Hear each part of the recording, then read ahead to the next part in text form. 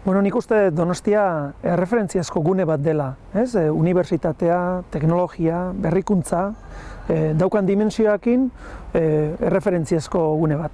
Nik uste dut berrikuntzarekin garapen ekonomiko eta soziala bultzatu behar dugula, ez? Alegia, hemen garatzen dugun berrikuntza hori gizarteratu eta enpresa, enplegu eta aberastasunean bihurtzea da helburua. Bueno, nik uste dut bidean gaudela eta ja badaukagula, esango nuke, oinarri sendo bat. Ez? Azkenean badauzkagu erakundeak, berrikuntza arloan lanean ari direnak, formazioa, goi mailako formazioa, baina nik uste jarraitu behar dugula batetik talentoa garatzen, bertako talentoa garatu, kanpotik ere talentoa erakarri, ekintzaileak, ikertzaileak, berritzaileak, eta guzti horrekin badaukagun ekosistema hau indartzen jarraitu.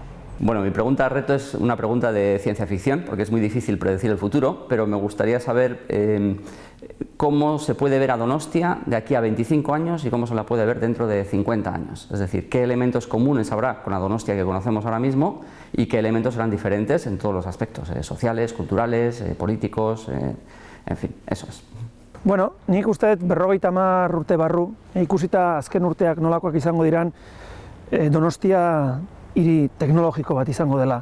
Azkenean uste dut aintzindariak izango gerala ere, orain esaten den hiri inteligente edo smart city horretan bihurtzen, teknologiak hiritarren bizitza erreztu eta eroso egiteko balioko duela, eta uste dut hiri teknologiko bat izango garela, baina aldi berean baita ere bizirik jarraituko duela gure kultura gastronomikoak, alegia pintxoa jatera aterako gerala lagunekin, sagardotegira joango gerala, jatetxeetan ospakizunak egingo ditugula, eta bueno, bazkenean oreka hori ez, berrikuntza eta teknologia eta gure tradizioak eta gure kulturak mantenduz.